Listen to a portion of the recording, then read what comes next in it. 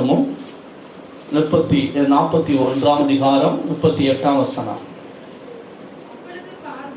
அப்பொழுது பார்வோன் தன் ஊழியக்காரரை நோக்கி, தேவ ஆவியை பெற்ற இந்த மனுஷனை போல வேறொருவன் உண்டோ என்றான். அல்லேலூயா. நாம் கடந்த வாரத்திலே நாம் பார்த்தோம் 3 வித ஆவிகள் அப்படின்னு சொல்லி தேவ வார்த்தையை நாம் தியானித்துக் கொண்டிருக்கிறோம். The 3 kinds of spirit. முதலாவது தேவ ஆவி, இரண்டாவது மனித ஆவி, மூன்றாவதாக பொய்யின் ஆவி. இதில் நாம் இப்பொழுது தேவ ஆவியை குறித்து மட்டும்தான் நாம் என்ன செய்து கொண்டிருக்கிறோம், தியானித்துக் கொண்டிருக்கிறோம். ஆண்டவருக்கு சித்தமானால் வரும் நாட்களிலே நாம் மற்ற ஆவிகளை என்ன செய்வோம் பார்ப்போம். இங்கே நாம் யோசேப்பை குறித்து கடந்த வாரத்திலே பார்த்தோம். யோசேப்பு தேவ ஆவியினால் நிரப்பப்பட்ட ஒரு மனிதனாக காணப்பட்டான். யோசேப்புடைய வாழ்க்கையிலே அவன் உயர்த்தப்படுவதற்கு மெயினான ஒரு காரணம் என்னவென்றால், அவன் தேவ ஆவியினால் என்ன செய்யப்பட்டிருந்தான், நிரப்பப்பட்டிருந்தான். ஆண்டவர் நம்மளை தேவ ஆவியினால் நிரப்புவார் என்றால் நாம் மற்றவர்களை காட்டிலும் வித்தியாசம் உள்ளவர்களாக, கர்த்தரால் ஆசீர்வதிக்கப்பட்டவர்களாய் நாம் மாற முடியும். இந்த தேவ ஆவியை குறித்து நாம் கடந்த வாரத்தில் நாம் பார்த்தோம். கேட்கும் பொழுது கர்த்தர் நமக்கு அந்த தேவ ஆவி என்ன செய்கிறார், தருகிறார் என்று சொல்லி நாம் என்ன செய்கிறோம் பார்க்கிறோம். குறிப்பாக இந்த நாளிலும் கூட இந்த தேவ ஆவியை யார் யார் பெற்றார்கள் அப்படிங்கிறத நாம் லைட்டா பார்க்க போகிறோம். யாத்திராகமும் 35 அதிகாரம் 30 வசனத்திலிருந்து 35 வசனம் வரைக்கும். யாத்திராகமும் 35 அதிகாரம் 30 35 வாசிங்கள் பார்க்கலாம். பின்பு மோசே இஸ்ரவேல் புத்திரரை நோக்கி, பாருங்கள், கர்த்தர் யூதாவின் கோத்திரத்தில் ஊரின் மகனான ஊரியின் குமாரன் பெசலெயேலை பெயர் சொல்லி அழைத்து, அவன் விசித்திரமான வேலைகளை யோசித்து செய்யவும், பொன்னிலும் வெள்ளியிலும் வெண்கலத்திலும் வேலை செய்யவும், ரத்தினங்களை முத்திரை வெட்டாக வெட்டி பதிக்கவும், மரத்தில் சித்திர வேலை செய்து சகல வினோதமான வேலைகளை செய்யவும், அவனுக்கு ஞானத்தையும் புத்தியையும் அறிவையும் அருளி அவன் சகலவித வேலைகளையும் செய்யும்படி தேவ ஆவியினாலே அவனை நிரப்பினார். பாருங்க, எதனால் நிரப்பினாராம்? தேவ ஆவியினால் நிரப்பினார். இதே நம்ம போன வாரம் பார்த்தோம். இந்த பெசலெயேலை கர்த்தர் என்ன செய்திருந்தார், தேவ ஆவியினால் என்ன செய்திருந்தார். பழைய ஏற்பாட்டு காலத்துல கர்த்தர் எல்லாரையும் தேவ ஆவியினால் என்ன செய்வதில்லை, நிரப்புவதில்லை. யாரை கர்த்தர் நிரப்பினார் என்றால், ஆசாரியர்கள் நிரப்பப்பட்டிருந்தார்கள், தீர்க்கதரிசிகள் நிரப்பப்பட்டிருந்தார்கள், ராஜாக்கள் நிரப்பப்பட்டிருந்தாங்க, நியாயாதிபதிகள் நிரப்பப்பட்டிருந்தாங்க. மிச்சபடி சபைக்கு கர்த்தர் பரிசுத்த ஆவியானவரை என்ன செய்யவில்லை, தரவில்லை. ஆனா அந்த சபையில குறிப்பிட்ட ஒரு 2 பேருக்கு மட்டும் பாத்தீங்கன்னா கர்த்தர் என்ன செய்யறாருன்னா தேவ ஆவியை கொடுக்கிறார். அல்லேலூயா. சபையில எல்லாருக்கும் பரிசுத்தவர் கிடையாது பழைய ஏற்பாட்டு காலத்துல. ஆனா ஆண்டவர் ஒரு 2 பேருக்கு என்ன செய்யறாருன்னா, ஆசரிப்பு கூடார வேலை செய்வதற்கு, உடன்படிக்கை பெட்டியை செய்வதற்கு, ஆசரிப்பு கூடார அந்த டெண்டை செய்வதற்கு கர்த்தர் அவர்களை எதனால் நிரப்பியிருந்தார், தேவ ஆவியினால் நிரப்பப்பட்டிருந்தார். தேவ பிள்ளையே, நம்ம ரட்சிக்கப்பட்டா மட்டும் போதாது, நாம் அந்நிய பாஷை அடையாளத்தோடு ஆவியானுடைய அபிஷேகத்தை பெற்றால் மட்டும் போதாது. ஒவ்வொரு நாளும் நாம் பரிசுத்த ஆவியினால் நாம் நிரப்பப்படும் பொழுதுதான் நம்மளை கொண்டு தேவன் இந்த உலகத்தில் பெரிய காரியங்களை செய்ய முடியும். அல்லேலூயா. பரிசுத்தாவின் ஞானஸ்நானம் என்பது வேற, பரிசுத்தாவின் அபிஷேகம் என்பது வேற. பரிசுத்தாவின் ஞானஸ்நானம் என்பது நீங்கள் ஒரு நாள் பெற்றுக் கொள்வது. ஆண்டவரிடத்துல, ஏசப்பா என்னுடைய பரிசுத்தாவினால் நிரப்பும் அப்படின்னு சொல்லும் பொழுது கர்த்தர் தம்முடைய அந்நிய பாஷை அடையாளத்தோடு கூட உங்களை பரிசுத்தாவினால் நிரப்புவார். அது அந்நிய பாஷை அடையாளம், சரிதான், அது ஞானஸ்நானம், பரிசுத்தாவின் ஞானஸ்நானம். ஆனால் பரிசுத்தாவின் அபிஷேகம் என்பது என்ன?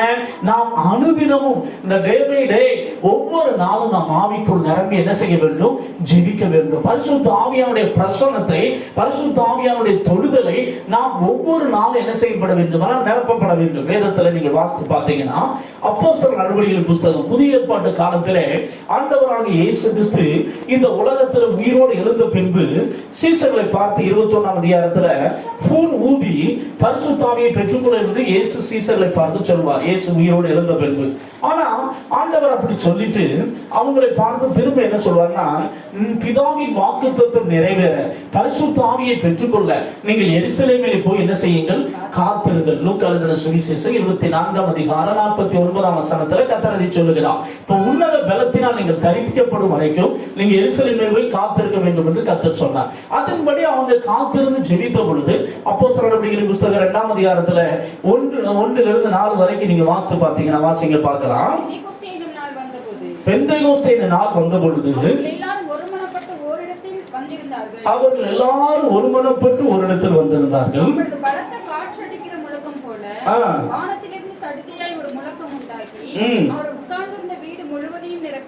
பாருங்க, அவங்க உட்கார்ந்திருந்த இடம் முழுவதும் பரிசுத்த ஆவியானுடைய பிரசன்னம் என்ன செஞ்சது? நிரப்பினது. அல்லாமலும்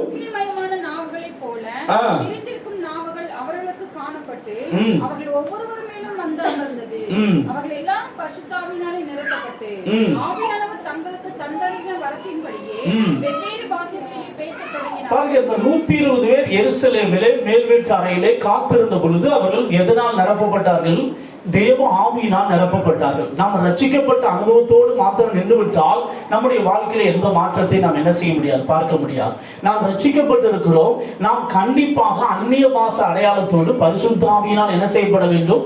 நிரப்பப்பட வேண்டும். அப்படி நீங்க நிரப்பப்பட்டாதான் உங்க வாழ்க்கையில கர்த்தர் உங்களை கொண்டு உங்க தனிப்பட்ட வாழ்க்கையில சரி, உங்கள் எதிர்கால வாழ்க்கையில சரி, கர்த்தர் பெரிய காரியங்களை என்ன செய்ய முடியும்? செய்ய முடியும். யோசேப்பு உயர்த்தப்பட்டதுக்கு காரணம் என்ன அப்படின்னு கேட்டீங்கன்னா, யாக்கோபுடைய குமாரர்கள் மொத்தம் 13 பேர்னு சொல்லலாம். 12 பேர் ஆண்கள், ஒரு பெண், தீனாள் என்று சொல்லக்கூடிய ஒரு பெண் இருந்தார். இந்த 11வது ஆள் தான் இந்த யோசேப்பு. யோசேப்பு மட்டும் எதினால் நிரப்பப்பட்டிருந்தான் என்றால் தேவ ஆவியினால் நிரப்பப்பட்டிருந்தான். அல்லேலூயா. மற்ற 11 பேரை 12 பேரை நீங்க எடுத்து பார்த்தீங்கன்னா, அந்த சகோதரியும் சரி, மற்ற ஆண்கள்ல 11 பேரை எடுத்து பார்த்தீங்கன்னா அவங்க தேவ ஆவியினால் நிரப்பப்படவில்லை. அவர்கள் யாக்கோபுடைய குமாரர்கள் தான். அவர்கள் தேவனால் தெரிந்து கொள்ளப்பட்ட ஒரு கோத்திரம் தான். ஆனால் அவர்களுடைய வாழ்க்கையை நீங்க கவனித்து பார்ப்பீங்கன்னா, சிறு பிள்ளையிலிருந்து அவர்கள் சாகும் வரைக்கும் ஏதோ அந்த உலகத்தில் பிறந்தார்கள், ஏதோ அந்த உலகத்தில் வாழ்ந்தார்கள், ஏதோ யெகோவா தேவனை தொழுது கொண்டார்கள். ஆனால் அவர்களை கொண்டு கர்த்தர் எந்த ஒரு காரியத்தை என்ன செய்யவில்லை? யாரை கொண்டு கர்த்தர் செய்திருந்தார்? யோசேப்பு தேவ ஆவியினால் நிரப்பப்பட்டிருந்தான். அந்த தேவ ஆவியினால் நிரப்பப்பட்ட பொழுது அவனுக்கு சொப்பனத்தின் மூலம் கர்த்தர் வெளிப்பாடுகளை தந்தார். அல்லேலூயா. யோசேப்புடைய வாழ்க்கை உயர்த்தப்பட்டதுக்கு காரணம் என்ன தெரியுமா? அவன் தேவ ஆவியினால் 17 வயதா இருக்கும் பொழுது, ஆதியாகமம் 39ஆம் அதிகாரம் 5ஆம் வசனம் வாசித்து பாருங்க, பார்க்கலாம். ஆதியாகமம் 39ஆம் அதிகாரம் 5ஆம் வசனத்தை வாசிங்க, பார்க்கலாம். சீக்கிரம் வாசிங்க தெய்வ பிள்ளைகள். டக்கு டக்கு டக்குன்னு எடுத்து 37ஆம் அதிகாரத்துல 5ஆம் வசனம். 37ஆம் அதிகாரம் 37:5. யோசேப்பு ஒரு சொப்பனம் கண்டு அதை தன் சகோதரருக்கு அறிவித்தான். அது நிமித்தம் அவனை இன்னும் அதிகமாய் பகைத்தார். 9ஆம் வசனம் வாசிங்க. அவன் வேறொரு சொப்பனம் கண்டு சகோதரரை நோக்கி, நான் இன்னும் ஒரு சொப்பனத்தை கண்டேன். சூரியனும் சந்திரனும் 11 நட்சத்திரங்களும் என்னை வணங்கினது என்றான். நல்லா கவனிக்க தேவ பிள்ளையே. யோசேப்பு உயர்த்தப்பட காரணம் என்ன? யோசேப்பு ஆசீர்வதிக்கப்பட காரணம் என்ன? அவன் சிறு வயதா இருக்கும் பொழுதே அவன் வெளிப்பாட்டின் ஆவியினால் நிரப்பப்பட்டிருந்தான். அல்லேலூயா. என்ன ஆவியினால் நிரப்பப்பட்டிருந்தாங்க? நம்ம ரட்சிக்கப்பட்டிருக்கிறோம். சிலர் அந்நிய பாஷை அடையாளத்தோடு அபிஷேகம் பண்ணிருக்கீங்க, ரொம்ப சந்தோஷம். ஆனால் உங்கள் வாழ்க்கை வெளிப்பாட்டின் ஆவியினால் நிரப்பப்பட்டால்தான் கர்த்தர் உங்களை உயர்த்த முடியும். அல்லேலூயா. ஆனா இன்னைக்கு அநேகர் தேவனிடத்தில் என்ன செய்வதில்லை என்றால், ரட்சிக்கப்படுறாங்க, அந்நிய பாஷை அடையாளத்தை பெரிய சபையா இருந்தா அந்நிய பாஷை அடையாளத்தை என்ன செய்யறாங்கன்னா பெற்றுக்கொள்றாங்க. மிச்சப்படி எந்த மாற்றமும் அவர்களுக்கு இல்லை. ஆனால் வேதம் என்ன சொல்லுகிறது தெரியுமா? யோவேல் எழுதின தீர்க்கதரிசன புஸ்தகம் 2ஆம் அதிகாரம் 28, 29 கர்த்தர் சொல்லுகிறார். தயவு செய்து மெசேஜ் நல்லா கவனிங்க. இதன் முடிவில் கர்த்தருடைய ஆவியானவர் உங்கள் ஒவ்வொருவரையும் நிரப்ப போகிறார். அதுல கவனம் செலுத்துங்க. கர்த்தருடைய ஆசீர்வதிப்பார். வாசிங்க, பார்க்கலாம். யோவேல் 2ஆம் அதிகாரம் 28, 29. அதற்கு பின்பு நான் மாம்சமான யாவர் மேல் என் ஆவியை ஊற்றுவேன். அப்பொழுது உங்கள் குமாரனும் உங்கள் குமாரத்திலும் தீர்க்க தரிசனம் சொல்வார்கள். உங்கள் மூப்பர் சொப்பனங்களையும் உங்கள் வாலிபர் தரிசனங்களை அடைவார்கள். தேவன் தெளிவா சொல்றார் பாருங்க. நான் பரிசுத்த ஆவியை ஊற்றும் பொழுது என்ன நடக்கும் அப்படின்னு கேட்டீங்கன்னா, முதலாவது கர்த்தர் வந்து மாம்சமான யாவர் மேலே ஆவியை ஊற்றும் பொழுது அந்நிய பாஷையோடு பேசுவார்கள். இரண்டாவது கர்த்தர் என்ன சொல்கிறார், அந்த பரிசுத்த ஆவியை ஊற்றும் பொழுது சொப்பனங்களையும் தரிசனங்களையும் காண்பார்கள். அல்லேலூயா. இன்னைக்கு சபை இந்த செகண்டரிக்கு வரதே இல்லை. முதல் பாயிண்டோட நின்றது என்னதுன்னா அபிஷேகம் பெறுது, அவ்வளவுதான். அந்நிய பாஷை பேசுது சபை. ஆனா சொப்பனம் இல்லை, தன்னை குறித்து எதிர்காலத்தை குறித்து வெளிப்பாடு நிறைய பேருக்கு இல்லை. ஆனா யோசேப்புடைய வாழ்க்கை உயர்த்தப்பட்டதுக்கு காரணம் தன்னை குறித்து வெளிப்பாடு பெற்றிருந்தான், தன் குடும்பத்தை குறித்து வெளிப்பாடு பெற்றிருந்தான், தன்னுடைய தேசத்தை குறித்து வெளிப்பாடு பெற்றிருந்தான். அல்லேலூயா. உன் வாழ்க்கை உயர்த்தப்படணும், நீ அநேகருக்கு ஆசீர்வாதமா இருக்குன்னா உன்னை குறித்து வெளிப்பாடு உனக்கு தேவை, உன் குடும்பத்தை குறித்து வெளிப்பாடு உனக்கு தேவை, உன்னை சுற்றி இருக்கிற தெருக்களை குறித்து வெளிப்பாடு தேவை, உன் தேசத்தை குறித்து வெளிப்பாடு தேவை. அது இருந்தால் நாம் உயர்த்தப்படுவோம். அல்லேலூயா. இன்னைக்கு நிறைய பேர் கனப்படுத்தப்படாத காரணம் என்ன? நல்லா கவனிங்க. நீங்க சொப்பனத்தையும் வெளிப்பாடு தரிசனங்களை நீங்கள் பெற்றுக்கொண்டு இருந்தால் மக்கள் நம்மளை பார்க்கும் பொழுது பயந்து நடக்க ஆரம்பிப்பான். இன்னைக்கு அநேகருக்கு பாத்தீங்கன்னா தங்களுடைய சூழ்நிலை குறித்து தங்களுக்கு தெரிவதில்லை. என்னை சுத்தி என்ன நடந்துகிட்டு இருக்குது, என் குடும்பத்தில் என்ன நடந்துகிட்டு இருக்குது, எங்க தெருவில் என்ன நடந்துகிட்டு இருக்கு, எங்க தேசத்தில் என்ன நடந்துகிட்டு இருக்குது, அந்த வெளிப்பாடு இல்லாதனால்தான் நாம் எல்லாருமே என்ன செய்யணும், தத்தளிக்கிற ஒரு நிலைமையில என்ன செய்யணும், காணப்படுறோம். நம்ம ரட்சிக்கப்பட்டிருக்கிறோம், ரொம்ப சந்தோஷம். பைபிள் வாசிக்கிறோம், ரொம்ப சந்தோஷம். சபைக்கு போறோம், ரொம்ப சந்தோஷம். ஆனா நிறைய வேளை நம்ம தத்தளிக்கிறவர்களாய் காணப்படுகிறோம். ஏன் தத்தளிக்கிறோம்? இருக்கிற நிலைமை குறித்து வெளிப்பாடு நமக்கு இல்ல. யோசேப்பு உயர்த்தப்பட்டதுக்கு காரணம் என்னையா? அவன் வெளிப்பாட்டின் ஆவியால் நிரப்பப்பட்டான். அன்னைக்கு அநேக தேவனிடத்தில் சொப்பனங்களையும் தரிசனங்களையும் தேவனிடத்தில் கேட்டு பெற்றுக்கொள்வதில்லை. தேவனிடத்திலிருந்து சொப்பனம் வெளிப்பாடு கிடைத்தால் மட்டும்தான் நாம் தேவனுக்காக பெரிய காரியம் செய்ய முடியும். அல்லேலூயா. உன் வாழ்க்கை உயர்த்தப்படணுமா? இல்ல 10ஓட 11 அத்தோட நானும் 12 வாழ்ந்துட்டு சபையோட வந்துட்டு நானும் போனேன் நானும் வந்தேன் அப்படின்னா ஒரு வாழ்க்கையில ஒரு பெரிய மாற்றத்தை நீங்கள் பார்க்க முடியாது. யாருடைய வாழ்க்கையில கர்த்தர் பெரிய காரியம் செய்கிறார்? யோசேப்பு வெளிப்பாட்டின் ஆவியினால் நிரப்பப்பட்டிருந்தான். உன் வாழ்க்கை வெளிப்பாட்டின் ஆவியினால் நிரப்பப்பட்டிருக்கா? இன்னைக்கு நமக்கு வெளிப்பாடு இல்லாதனாலதான் தத்தளிக்கிறோம். என் குடும்ப பிரச்சனை இப்படி இருக்குது, இந்த சூழ்நிலை இப்படி இருக்குது, இதுக்கு நான் என்ன செய்ய போறேன்? சகோதரர் டிஜிஎஸ் தினகரன் ஐயா அவர்கள் வெளிப்பாட்டின் ஆவியினால் நிரப்பப்பட்ட ஒரு தெய்வ மனிதன். நம்முடைய வாழ்க்கையில் வெளிப்பாடு ரொம்ப அவசியம். வெளிப்பாடு இல்லைன்னா நம்ம ஒண்ணுமே செய்ய முடியாது. சரிதானா? வெளிப்பாடு இருந்தால் மட்டும்தான் நாம் அநேகருடைய பிரச்சனைகளுக்கு தீர்வை என்ன செய்ய முடியும், கொண்டு வர முடியும். இல்லாவிட்டால் நம்மளால கொண்டு வர முடியாது. ஒரு நாள் டிஜிஎஸ் தினகரன் ஐயாட்ட ஒரு மனிதன் என்ன செய்தான் என்றால், ஈட்டிக்கு பூட்டிக்கு பைபிள்ல இருந்து கேள்வி கேட்குன்னு சொல்லி நேரடியாக வந்தான். வந்து அவரிடத்துல பைபிள் இருந்து பாத்தீங்கன்னா அவனுக்கு தெரிந்த சில கேள்வி எல்லாம் கேட்டான். இவர் என்னதான் ஆன்சர் கொடுத்தாலும் அதுல இருந்து குதர்ப்பமா சில கேள்விகளை கேட்பது அவனுடைய வழக்கமாயிருந்தது. அவன் நிறைய நேரம் பேசிக்கிட்டே இருந்தான். சகோதரர் டிஜிஎஸ் தினகரன் ஐயா அவர்கள் பார்த்தார்கள். தம்பி, இவ்வளவு நேரம் நீங்க பேசுனீங்க, ஒரே ஒரு காரியத்தை மட்டும் நான் சொல்றேன், அதுக்கு பிறகு நீங்க சொல்லுங்க அப்படின்னு. உடனே சரின்னு சொல்லி அமைதியானா. உடனே அவர் சொன்னார், தம்பி எனக்கு ஒரு நபரை தெரியும். அந்த நபர் என்ன செய்தான் என்றால் ரயில்வேல வேலை பார்க்கக்கூடிய ஒரு நபர். அந்த நபர் மனைவிக்கும் அவனுக்கும் சண்டை வந்தது. மனைவியை தீர்த்து கட்ட வேண்டும் என்று தீர்மானம் பண்ணி மனைவி ஒரு நாள் ரயில்வே தளவாளத்துல நடக்கும்படி செய்து இவனே ரயிலை ஏற்றி அந்த மனைவியை கொண்டு போட்டான் அப்படின்னு சொன்னான். சொன்ன மாத்திரத்தில் அந்த மனிதன் பார்த்தீங்கன்னா எஸ்கேபி ஓடிப்பிட்டான். ஏன்னு கேட்டான், அவன் தான் அந்த தப்பை பண்ணவனே. தப்பு பண்ணவனே யாரு தான்? அவன் தான். அவனை குறித்த வெளிப்பாடு ஆவியானவர் கொடுத்தவன பாருங்க, நடுக்கமாயிட்டான். இன்னைக்கு பாருங்க, இன்னைக்கு நிறைய பேர் வந்து இயேசுவை பத்தி நம்ம சொன்னா குதர்ப்பமான கேள்விகளை என்ன செய்யலாம், கேட்கிறான். நமக்கு மட்டும் வெளிப்பாட்டின் ஆவி இருந்தா என்ன நடக்கும் தெரியுமா? அவனுடைய மண்டவளம் தண்டவளத்தெல்லாம் சொன்னா நிப்பானே? அவனாது நிப்பானா? சொல்லுங்க. ஒரு தேசத்தின் நிலைமையை குறித்து இன்னைக்கு எலிசாவை போல தீர்க்க தரிசனம் சொல்லக்கூடிய தேவ ஊழியர்கள் இன்னைக்கு இல்ல. அதனாலதான் சபை வந்து இப்படி குழம்பிக்கிட்டு இருக்குது. நம்மளை சுத்தி என்ன நடக்குது அப்படிங்கிற வெளிப்பாடு நமக்கு கண்டிப்பா வேணும். வெளிப்பாடு இருந்தா மட்டும்தான் நாம் பிரச்சனைகளுக்கு என்னத்தை கொண்டு வர முடியும்னா தீர்வை கொண்டு வர முடியும். இல்லை அப்படின்னா நம்ம தீர்வை என்ன செய்ய முடியாது. எனக்கு ஒரு ஃபேமிலியை தெரியும். அந்த ஃபேமிலி பார்த்தீங்கன்னா தரித்திரத்தில் ரொம்ப கஷ்டப்பட்டு கொண்டிருந்தார்கள். அப்போ அவர்களுக்காக நாங்கள் உபவாசம் பண்ணி ஜெபித்தோம். உபவாசம் பண்ணி ஜெபிக்கும் பொழுது ஆண்டவர் சொன்னா, உங்களுடைய முப்பிதாக்கள் செய்த தவறை கர்த்தர் வெளிப்படுத்தினார். அவர்கள் என்ன செய்தார்கள் என்றால் நிறை மாத கற்பனையை நரபலி கொடுத்திருக்கான்.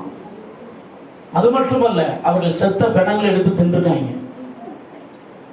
இந்த மண்டை ஓட வச்சு மந்திரவாதங்கள்லாம் பண்ணி நிறைய பேர் மெண்டல் ஆயிருக்கான். இது நிமித்தமாக அவர்கள் இயேசுவை தேடுகிறார்கள். ஆனா அவங்க வாழ்க்கையில தரித்திரம் மாறவில்லை. இந்த பாவங்களை நீங்கள் அறிக்கையிட்டு மன்னிப்பு கேளுங்கள் என்று சொல்லி கர்த்தர் எங்களுக்கு வெளிப்படுத்தன்னு சொன்னோம். அவர்கள் அறிக்கையிட்டு ஜெபித்தார்கள். அவருடைய தரித்திரத்தை கர்த்தர் மாற்றினார். அல்லேலூயா. நல்லா கவனிக்கணும். ஒருத்தருக்கு நம்ம ஜெபிக்கிறோம் அப்படின்னா நமக்கு என்ன வேணும்? வெளிப்பாடு தேவை. வெளிப்பாட்டுள்ள மனிதன் தான் கர்த்தரால் ஆசீர்வதிக்கப்பட முடியும், கர்த்தரால் உயர்த்தப்பட முடியும். நீ ரட்சிக்கப்பட்டா போதாது, வேற அந்நிய பாஷை பேசுறா போதாது. நிறைய பேர் அபிஷேகமே சிலர் பெறுவதில்லை. சிலர் அபிஷேகம் பெற்று அதுல ஒரு சாட்டிஸ்ஃபைடு. நம்ம 4-5 அந்நிய பாஷை என்ன செய்யறா கூட்டத்துல அந்நிய பாஷையில பேசுறா, அதோட சாட்டிஸ்ஃபைடு. இது உன் வாழ்க்கையில மாற்றத்தை என்ன செய்யாது, கொண்டு வர முடியாது. எல்லாரும் தான் நீங்க அந்நிய பாஷை பேசிக்கிட்டு இருக்கான். ஆனால் நீ வெளிப்பாட்டின் ஆவியினால் என்ன செய்யப்பட வேண்டும்? வெளிப்பாட்டின் ஆவியால் நிரப்பப்பட்டால் தான் உன் வாழ்க்கை உன்னை குறித்து வெளிப்பாடு கர்த்தர் தருவார். நம்ம ஆண்டவர் சொப்பனத்தின் மூலம் தரிசனத்தின் மூலம் நம்மோடு பேசுகிற தேவன். அல்லேலூயா.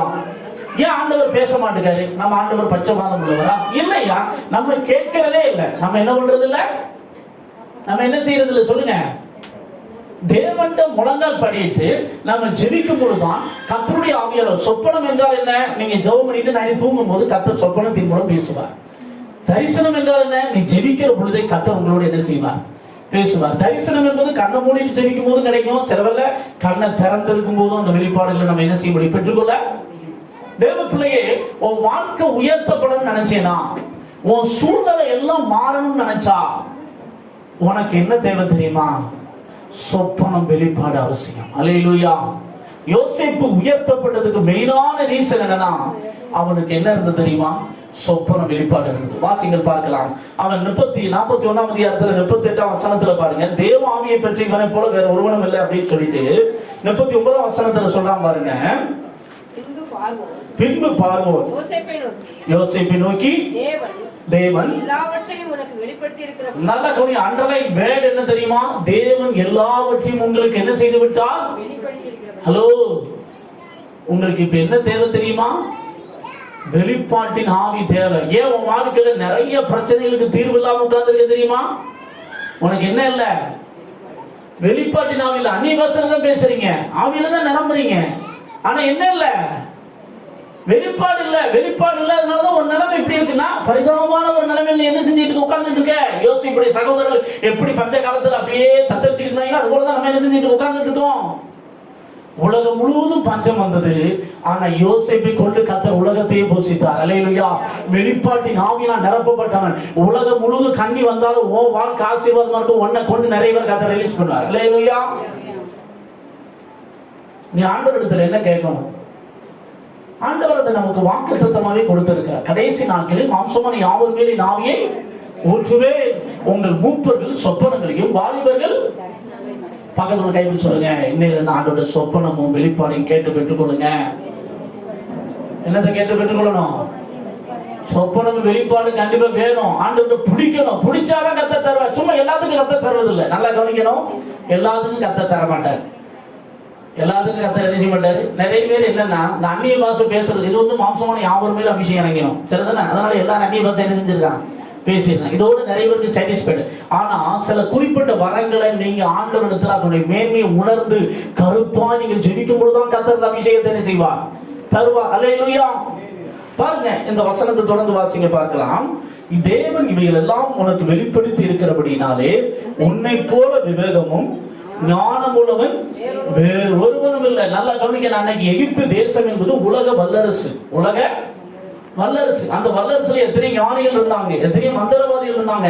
ஆனா எந்த பெயருக்குமே 7 வருஷம் தேவன் செழிப்பை வைத்திருக்கிறார், 7 வருஷம் தேவன் உலகம் முழுவதும் பஞ்சத்தை நியமித்திருக்கிறார் என்ற வெளிப்பாடு அவனுக்கு கிடைக்கல. ஆனால் பார்வோனுக்கு கர்த்தர் சொப்பனத்தை கொடுத்தார். அவனுக்கு பிரச்சனை மட்டும்தான் தெரிஞ்சது, பிரச்சனைக்கு தீர்வு தெரியல. ஆனா யோசேப்பு எப்பொழுதும் பரிசுத்த ஆவியில் நிரம்பி ஜெபிக்கிற ஒரு மனிதன் என்று நான் நம்புகிறேன். அல்லேலூயா. அதனாலதான் அவன் ஸ்டேஜுக்கு முன்னாடி பார்வோனுக்கு முன்னாடி நின்ன உடனே அவன் சொப்பனத்தை சொன்ன உடனே அர்த்தத்தை என்ன செய்யறான்? புட்டு அடிக்கிறான். 7 வருஷம். இது வந்து யாருடைய பிளான்? தேவனுடைய பிளான். நல்லா கவனிக்கணும். இப்ப கடைசி காலம். தேவன் ஒவ்வொரு காலத்தை நியமித்து இருக்கிறார். இந்த கடைசி நாட்கள் பூமியில் இருக்கிற அனைவர் மேல என்ன வரும்? ஒரு கண்ணிய போல பூமி முழுவதும் நெருக்கமும் வேதனைகளும் துன்பங்களும் வரும் என்று தேவ ஆவி நியமித்து விட்டார். ஆனா அந்த காலத்தை நம்மளால் என்ன செய்ய முடியவில்லை? புரிந்து கொள்ள முடியவில்லை. ஏன் நம்மளால புரிந்து கொள்ள முடியல? நமக்கு என்ன இல்லை? வெளிப்பாடு இல்லை. ஐயா, வெளிப்பாடு இருந்தா எந்த காலத்துல நீ பாதுகாக்கப்படுவ? அல்லேலூயா. எந்த காலத்துல நீ போஷிக்கப்படுவாய்?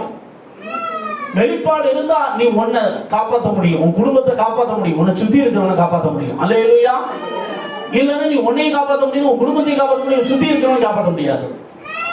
நமக்கு இந்த காலத்திலே தேவன் என்னை குறித்து, என் குடும்பத்தை குறித்து, என்னுடைய எதிர்காலத்தை குறித்து, என்னை சுற்றி இருக்கிற மக்களை குறித்து, என் தேசத்தை குறித்து என்ன திட்டம் வைத்திருக்கிறார் என்ற வெளிப்பாடு நமக்கு தேவை. அல்லேலூயா. யோசேப்புக்கு ஆவியானவர் அதை வெளிப்படுத்தினார். யோசேப்பு அதை கண்டுபிடித்தான். 7 வருஷம் செழிப்பு வருகிறது, 7 வருஷம் பஞ்சம். இது தேவனால் என்ன செய்யப்பட்டிருக்கிறது? நியமிக்கப்பட்டிருக்கிறது. யாரால் நியமிக்கப்பட்டிருக்கீங்க? நல்லா கவனிக்கணும். யாரால் நியமிக்கப்பட்டிருக்குது? அதுல ஒரு குடும்பம் யாருன்னு கேட்டா யாக்கோபுடைய குடும்பம். யாக்கோபுல 11 பேர் உட்கார்ந்து இருக்கான். பெண்ணை சேர்த்தா 12 பேர் உட்கார்ந்து இருக்கான். அவங்களும் பஞ்சத்துல தான் உட்கார்ந்து இருக்கான். அவனுக்கு அந்த பஞ்சத்தை தீர்க்கிறது வழி தெரியல. ஆனா அந்த பஞ்ச காலத்திலும் பஞ்சத்தை போக்குவதற்கு கர்த்தர் வெளிப்பாட்டின் ஆவியை, வெளிப்பாடுகளை யாருக்கு தந்திருந்தார்? யோசேப்புக்கு கர்த்தர் தந்தார். அல்லேலூயா. விவேகமும் ஞானத்தின் ஆவியை அவன் பெற்றுக்கொண்டான். தேவ பிள்ளையை நீ ஆண்டவரை என்ன கேட்கணும் தெரியுமா? என் வாழ்க்கையில பிசாசு போராடுறானா? என் தரித்திரம் மாற மாட்டேங்குதான்? என் குடும்பத்துல ஒரே கடன் பிரச்சனை நெருக்க இருக்கு பாஸ்டர், என் எதிர்காலம் எப்படி இருக்குன்னு எனக்கு தெரியல பாஸ்டர் அப்படின்னு கேட்கறீங்களா? தயவு சொல்றேன், இன்னைக்கு ஆண்டவரை கேட்க பெற்றுக்கொள்ளும். யோசேப்பை நிரப்பின அந்த வெளிப்பாட்டின் ஆவியினால், ஞானத்தின் ஆவியினால் என்ன செய்யப்பா? நிரப்புங்க. நீ இது கிடைக்க வரையிலும் ஜெபிக்கணும். சும்மா ஒரு நாள் 2 நாள் ஆத்திரம் தோத்து அல்லேலூயா போடக்கூடாது. என்ன போடக்கூடாது? என்ன போடக்கூடாது சொல்லுங்க. நம்ம ஆட்கள் பாத்தீங்கன்னா ஏதோ கூட்டத்தில் மட்டும் அந்த நேரத்துக்கு ஆத்திரம் தோத்து அல்லேலூயா. அது கிடைச்சிருக்குங்கிற நிச்சயம் உனக்கு வரும் வரல என்ன செய்யக்கூடாது? அந்த ஜெபத்தை என்ன செய்யக்கூடாது? விடக்கூடாது. அப்பதான் நீங்க அந்த அபிஷேகத்தை என்ன செய்ய முடியும்? பெற்றுக்கொள்ள முடியும். 2 ராஜாக்கள் 2ஆம் அதிகாரத்துல எலியா எலிசாவை குறித்து நாம் பார்க்கிறோம். இந்த எலியா தேவனால் எடுத்துக்கொள்ளப்பட போகிறார். எடுத்துக்கொள்ளப்பட போகிறார் என்றோடனே ஒவ்வொரு பகுதியாக எலியா கடந்து போகிறார். ஆனா இந்த எலிசா அவனை விடமான் இருக்கான். நீர் எனக்கு ஒரு வரத்தை என்ன செஞ்சாகணும்? கண்டிப்பா கொடுத்தாகணும். அது வரைக்கும் நம்ம என்ன செய்ய மாட்டேன், விடமாட்டேன்னு விடாப்படியே பிடிக்கணும். அப்ப அந்த காலத்துல நிறைய தீர்க்கதரிசிகள் இருந்தாங்க. எலியா எலிசாவை காட்டிலும், எலியா எலிசாவை கூட நிறைய தீர்க்கதரிசி இருந்தாங்க. அந்த தீர்க்கதரிசிகளுக்கு எலியா எடுத்துக்கொள்ளப்படுவான் என்ற வெளிப்பாடு இருந்துச்சு. ஆனா எலியாவின் மேல் இருக்கிற அந்த இரட்டிப்பான வரம் தனக்கு வேண்டும் என்ற விருப்பமோ வாஞ்சையோ தாகமோ அவங்களுக்கு இல்லவே. நல்லா கவனிங்க. எலியா எடுத்துக்கொள்ளப்படுற ரைட், ஓகே. ஆனா உலகம் முழுவதும் தேவையில்லை நிரம்பி இருக்குது. செத்த பேர் நிறைய பேர் செத்து போயிருந்தான். நிறைய பேருக்கு குஷ்டரோகம் வருது. நிறைய பேர் பஞ்சத்துல உட்கார்ந்து இருக்கான். இவனுக்கு தேவனுடைய வெளிப்பாட சொன்னா மட்டும்தான் பஞ்சத்தை என்ன செய்ய முடியும்? மாத்தவே முடியும். இதை எலியா அறிந்து கொண்டான். எலிசா அறிந்து கொண்டான். எலியாவின் மேல இருந்த அந்த அபிஷேகம் செத்தவங்களை உயிரோடு எழுப்பிச்சு, கர்த்தரை தேவன் நிரூபிச்சு. அப்ப இந்த வரம் எனக்கு ரெட்டிப்பா கிடைச்சா நான் தேசத்தில் உள்ள மக்களுடைய தேவைகளை என்னால் சந்திக்க முடியும் என்பதை அவன் அறிந்து கொண்டான். அதனாலதான் பாத்தீங்கன்னா இவர் வேலை முடியுது. ரைட், இப்ப என்னுடைய டைம் வந்து விட்டது. இப்ப எனக்கு தேவை என்ன? நான் பரிசுத்தாவியில் நிரப்பப்பட்டா மட்டும் போதாது. நான் பரிசுத்தாவியினால் நிரப்பப்பட்டா மட்டும் போதாது. அவர் மேல இருக்கிற அந்த ரெட்டிப்பான வரம் எனக்கு கண்டிப்பா என்ன செஞ்சாகணும்? கிடைச்சாகணும்ன்றத விடாப்படியே 4 தடவை பிடிக்கிறான். பிடிக்கும் போதுதான் எலியா சொல்றான், இந்த வசனம் சொல்லுது பாருங்க, நான் எடுத்துக்கொள்ளப்பட போறேன்பா, உனக்கு என்ன வேணும்பா கேள் அப்படிங்க. உடனே அவன் கேட்கிறான் பாருங்க, வாசிங்க. அவர்கள் அக்கறைப்பட்ட பின்பு எலியா எலிசாவை நோக்கி, நான் உனக்கு செய்ய வேண்டியது என்ன? இப்பதான் கேட்கிறான். அது தண்ணி என்ன செய்யல, கேட்கல. இந்த எலியா என்பது இயேசுவுக்கு அடையாளம். எலிசா என்பது உங்களையும் என்னையும் குறிக்கிறது. அல்லேலூயா. ஐயா, எலியாங்கிறது யாரை குறிக்குது? அடையாளம் ஏசப்பாவை குறிக்குது.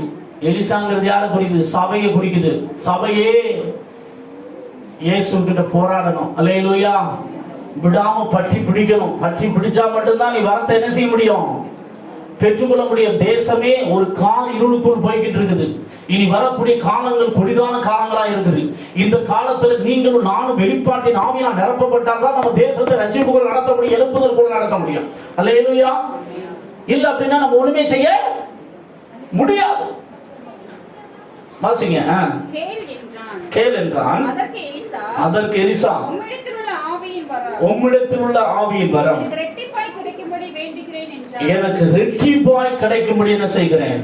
இயேசு நமக்கு ஒரு வார்த்தை கொடுத்திருக்கிறார். நம்ம விசுவாசிக்கிற இயேசப்பா நம்மளை பார்த்து யோவான் 14ஆம் அதிகாரத்திலே என்னை விசுவாசிக்கிறவன் நான் செய்த கிரியைகளை தானும் செய்வான், இவைகளை பார்க்கலும். நம்ம எலியாவுக்கு கொடுக்கறதுல என்ன இல்ல, மனசு இல்ல. ஆனா ஏசப்பாவுக்கு என் பிள்ளை என்ன காட்டுல என்ன செய்யணும்பா, அற்புதம் செய்யணும் அப்படின்னு சொல்லி அவர் விரும்புகிறார். அல்லேலூயா. ஆனா நீங்க கேட்டாதான் தருவார். நீங்க கேட்டாதான். சகோதரர் டிஜிஎஸ் கனகரன் ஐயா அவர்கள், அவர் கத்தர் அவர் பேங்க்ல வேலை பார்க்கும் போதே அவரை வல்லமையா பயன்படுத்தினார். அவர் போராட்டங்கள்ல சில மெராக்கள், சில தீர்க்க தரிசனங்கள் எல்லாம் நடந்தது. ஆனா பரிசுத்த ஆவியின் 9 வரங்கள் அவர் கொடுக்கப்படவில்லை. என்ன கொடுக்கப்படல? இயேசு அவர் 3 மணி நேரம் நேரடியா முகமுகமா தரிசித்து பரிசுத்த ஆவியின் நிரப்பப்பட்டார். அந்நிய பாஷை பேசினாரு. கர்த்தர் அங்கு முதல் சில அற்புதங்களை செய்தார், சில ஊழியங்களை அவர் செய்தார். ஆனால் 9 வரங்கள் அவருக்கு என்ன செய்யப்படல, தரப்படல. நல்லா கவனிக்கணும். இவர் என்ன செஞ்சார் தெரியுமா? அதற்காக போராட ஆரம்பித்தார். ஆண்டவரே, பரிசுத்த ஆவியின் 9 வரங்கள் எனக்கு இருந்தா தான் நான் இன்னைக்கு இருக்கிற இந்த தேசத்தினுடைய ஜனங்களின் தேவைகளை என்னால என்ன செய்ய முடியும், சந்திக்க, பிரச்சனைகளுக்கு தீர்வு என்னால சொல்ல, இல்லைன்னா என்னால ஒண்ணுமே செய்ய முடியாது அப்படின்னு சொல்லி இவர் போராட ஆரம்பித்தார். ஒரு நாள் பாத்தீங்கன்னா ஆண்டவர் வந்து இதை குறித்து என்கிட்ட பேசாதெல்லாம் சொல்லிட்டாரு. ஆனால் இவர் விடல. ஆவியில ஒரு நாள் ஜெபித்து கொண்டிருக்கும் பொழுது பரிசுத்த ஆவியானவர் உடனே இவருடைய ஆவியை பரலோகத்துக்கு கொண்டு போனார். பரிசுத்த ஆவியானவர் கொண்டு போன பொழுது அங்கே முதலாவது இயேசு கிறிஸ்தவரை புன்முறுவலோடு வரவேற்கிறார். உனக்கு என்ன வேண்டும் அப்படின்னு, வரம் வேணும் அப்படின்னு சொல்றாரு. சரி வாங்க அப்படின்னு சொல்லிட்டு பிதா கிட்ட கொண்டு போறாங்க. பிதாவை யாரும் பார்க்க முடியாது. ஆனா பிதா வந்து ஒரு பெரிய இடம், உயரமான சிங்காசனம், ஆனா ஒரு மகிமை மேகம் போலதான் இருக்குது. இப்ப இயேசுவும் பரிசுத்த ஆவியானவர் இவரை கூட்டு போய்கிட்டு இருக்காங்க. அங்க இருந்து ஒரு சவுண்ட் வருது, என்ன வேண்டும் அப்படின்னு. அந்த சவுண்ட்லயே இவர் நடுங்கிட்டாரு. எழுதியிருக்காரு அவரே. சவுண்ட்ல என்ன செய்யறாரு, நடுங்கிட்டார். இவருக்கு என்ன பேசணும் கூட வரல. அப்ப பின்னாடி இருந்து ஆவியானவர் சொல்லுகிறார், பரிசுத்த ஆவியின் 9 வரங்கள் வேண்டும் என்று சொல் அப்படின்னு சொல்றார். உடனே ஆவியின் வரங்கள் 9 வேண்டும் அப்படின்னு சொல்றார். உடனே பிதா கிட்ட இருந்து இன்னொரு வார்த்தை வருது, நான் வேண்டுமா வரங்கள் வேண்டுமா அப்படின்னு ஒரு கேள்வி கேட்டார். இப்பயும் இவர் நடுங்கிட்டார், என்ன பேசுறதுன்னு நமக்கு தெரியலையா அப்படின்னு. அப்பயும் ஆவியானவர் தான் தூக்கிடுறாரு, நீர் தான் வேணும்னு சொல்லுப்பா அப்படின்னு. உடனே அதை சொல்ல அடுத்த வினாடி டக்குன்னு என்ன செய்யறாருன்னா இவர் கீழே வந்துருந்தாரு. அன்னையிலிருந்து டிஜிஎஸ் கனகரன் ஐயா அவர்கள் எழுதுகிறார்கள், என்னுடைய ஊழியம் பல மடங்கு தேவன் வல்லமையாக என்னை பயன்படுத்த ஆரம்பித்தார் என்று எழுதியிருக்கிறார்கள். அல்லேலூயா. நல்லா கவனிக்கணும். யார் கர்த்தருக்கு எழுப்ப முடியும்? வெளிப்பாட்டு வரங்களினாலும் ஆவியின் வரங்களினால் நிரப்பப்பட்ட மனிதன் தான் தேவனுக்காக பெரிய காரியம் என்ன செய்ய முடியும். எல்லாம் குழம்பிக்கிட்டே தான் உட்கார்ந்து இருக்கணும். தேவைகள் நெருக்கங்கள் வரும்பொழுது தத்தளித்து கொண்டிருப்போம். தேவை நெருக்க வரும்போது என்ன செய்யணுங்கிற வெளிப்பாடு உனக்கு இருந்தும் என்றால் நீ எந்த காலகட்டத்தில் மற்றவங்களுக்கு கொடுக்கிறவங்களா நீங்க ஆசீர்வதிக்கப்பட்டவங்களா மாற முடியும். அல்லேலூயா. பக்கத்துல கைப்பிடி சொல்லுங்க, கர்த்தர் இன்றைக்கு உங்களை வெளிப்பாட்டின் ஆவியினால் நிரப்ப போகிறார். சொல்லுங்க, கர்த்தர் இன்றைக்கு, வாயத்தான சொல்லுங்க, விசுவாசத்தை சொல்லுங்க, கர்த்தர் இன்றைக்கு உங்களை பரிசுத்த ஆவியினால் வெளிப்பாட்டின் ஆவியினால் நிரப்ப போறார். அல்லேலூயா. எத்தனை பேருக்கு வேணும்னு நினைக்கிறீங்க? வேணுமா வேண்டாமா?